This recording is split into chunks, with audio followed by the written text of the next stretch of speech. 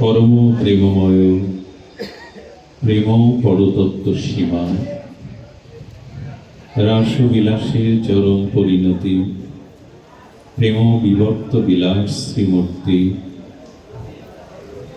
অখিল পরাৎপর সর্বজীবের আশ্রয়, ভক্তবৎসল, অকারণ করুণা বরুণালয়, শ্রী শ্রী শচীনন্দন নদিয়া বিহারী গৌর হরি।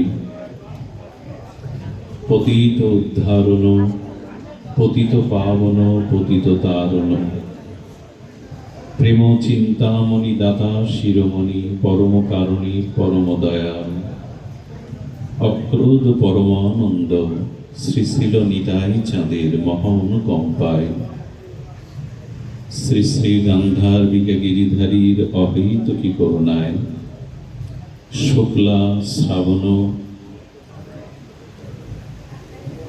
বরিশান মুখর এই মাঙ্গলিক ভাগবতীয় সান্ধ্য অধিবেশনে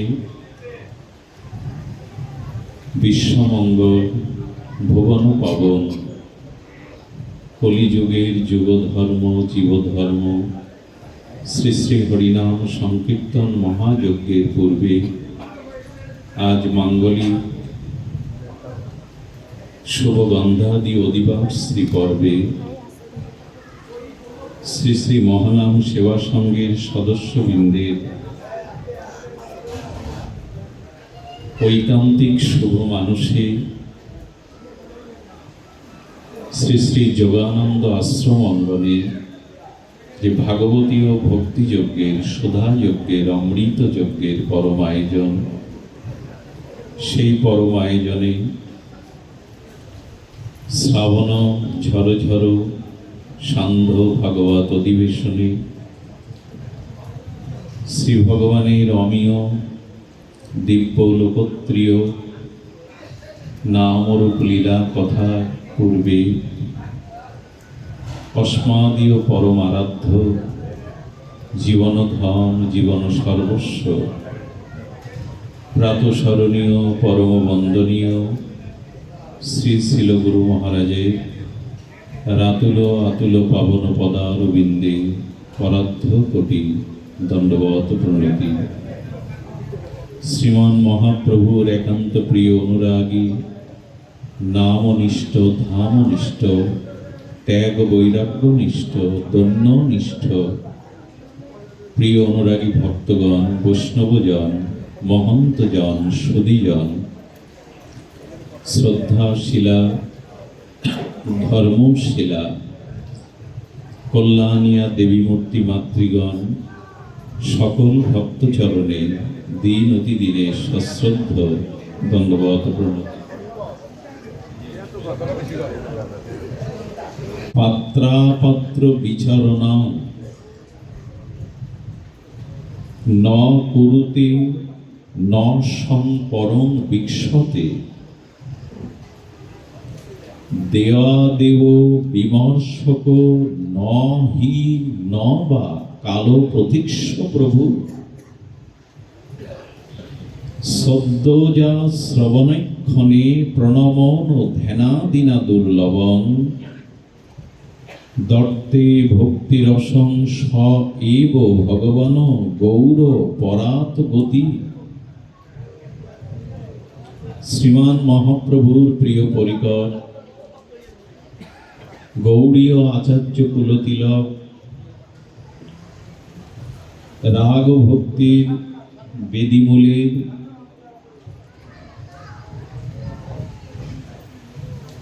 যিনি অধ্যক্ষ শ্রী শ্রী প্রবোধানন্দ সরস্বতীপাদ মহাপ্রভুর পরম করুণায় পরম কৃপায় তিনি তার অমর গ্রন্থ শ্রী শ্রী চৈতন্য চন্দ্রামৃতে তিনি মহাবদান্য অবতার সার শিরোমণি, পতিত উদ্ধারণ পতিত পাবন শ্রী গৌরচন্দ্রের মহিমা তার যে অনবদ্য মহা অবদান, কলিজীবের উপরে তার অশেষ বিশেষ অকারণ করুণা, সেটি ব্যক্ত করছেন। কি ব্যক্ত করছেন? যে না, যে প্রভু পাত্র অপাত্র বিচার করেন না, কথা বলেন না, রাধে আচ্ছা চন্দন এখন দিতে হবে না, মা বসে পড়ো। যে প্রভু পাত্রাপাত্র বিচার করেন না,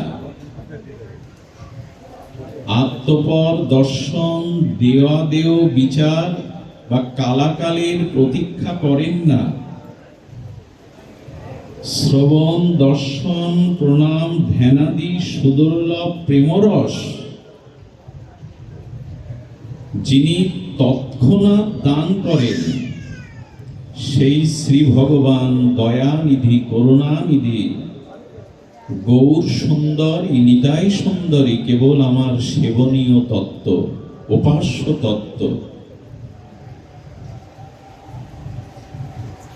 শ্রীমদ্ ভগবদ গীতাতে অখণ্ড পরতত্ত্ব অদ্বয় ভগবান শ্রীকৃষ্ণ বলেছেন দান করতে হবে পাত্রে,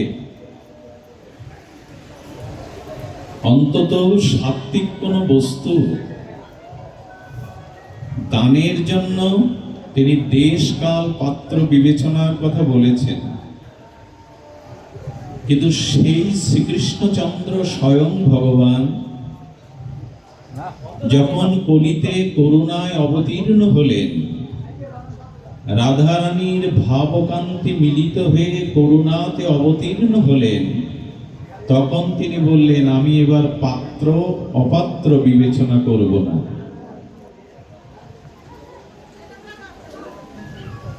আচ্ছা, উৎকৃষ্ট কোন বস্তু যে পাত্রে দান করতে হবে, পাত্রটা তো উৎকৃষ্ট হতে হবে। ভগবান শ্রীকৃষ্ণ বলছেন উত্তম পাত্রে সাত্ত্বিক দান শাস্ত্রসম্মত, দেশকাল পাত্র। কিন্তু সেই ব্রজেন্দ্র নন্দন অখণ্ড পরতত্ত্ব ভগবান শ্রীকৃষ্ণ রাধা ভাবদ্যুতি সুবলিত তনু হয়ে যখন কলিজীবের ভাগ্যাকাশে শচী সিন্ধু মাঝে গর্বে উদয় হলেন, তখন কি বলছেন? যে পাত্রাপাত্র বিচারণা, ভগবান গৌর সুন্দর কে পাত্র কে অপাত্র এই বিবেচনা করবেন না। দেখুন, গৌর মহিমা, গৌর কৃপা, গৌরের অনবদ্য অবদান জানুন। তো প্রভু পাত্রে তো দাও। মহাজন মুখে, বিজ্ঞজন মুখে, প্রাজ্ঞজনের মুখে শুনেছি সিংহের উৎকৃষ্ট বলকারক দুগ্ধ মাটির পাত্রে ধারণ করা যায় না, মৃত্তিকার মৃৎপাত্র ফেটে যায়, এতটা বীর্যবতী সিংহের দুগ্ধ। বাজারে অগ্নিহাত্র যজ্ঞের জন্য যে গোপ্য ঘৃত আনতে যায়, সেটি নিশ্চয় মাটির পাত্র নিয়ে যায় না। মাটির পাত্রে ঘি সুরক্ষিত করি না, অন্তত উৎকৃষ্ট কোন সার বস্তু নিতে গেলে তার পাত্রটাকেও কিছুটা উৎকর্ষ হতে হয়। এই জন্য গীতা বাক্যে ভগবান বলছেন যে উপযুক্ত পাত্রে, সাত্ত্বিক পাত্রে দান করো। কিন্তু সেই শ্রীকৃষ্ণ গৌর অবতারে যখন এলেন, কারুণ্য অবতারে, তখন বললেন ব্রহ্মাদির সুদুর্লভ যে ব্রজপ্রেম এবার আমি পাত্র অপাত্র বিবেচনা না করেই দিয়ে দেব। শ্রী গৌরের অপর করুণা এবং দেওয়াদেও বিমর্শক, কাকে কি দিতে হবে, কাকে কি দেওয়া উচিত, এটা বিমর্শক, অর্থাৎ আমরা অন্তত একটু তো ভাবি, চিন্তা করি। দিতে হবে এইমাত্র জেনে এসেছেন শ্রী গৌরাঙ্গ। তিনি ভাবছেন না যে দেওয়া দেও বিমর্শক, কাকে দেওয়া উচিত কাকে দেওয়া উচিত নয়, ভাবনা করছেন না। সেই ব্রজের নিকুঞ্জ মন্দিরের প্রেম অকাতরে তিনি ভাবনা না করেই আর সকলকে দান করছেন দাতা শিরোমণি। এবং ভাগবতে ভক্তি প্রাপ্তির প্রেম প্রাপ্তির 9টা ক্রম বা সিঁড়ি আচার্যগণ বলে গেছেন। আদৌ শ্রদ্ধা, অথ সাধুসঙ্গ, অত ভজনক্রিয়া অনর্থ নিবৃত্তি, নিষ্ঠা, রুচি, আসক্তি, রতি, ভাব, ভক্তি, প্রেম। এই তো, চাইলেই প্রেম ভক্তি পাওয়া যাবে না। সেই প্রেম ভক্তির প্রাপ্তির জন্য শাস্ত্রে আচার্যগণ, গোস্বামীগণ 9টি ক্রম বা সিঁড়ি সাধন স্তর নির্ণয় করেছেন। প্রথমে চাই শ্রদ্ধা।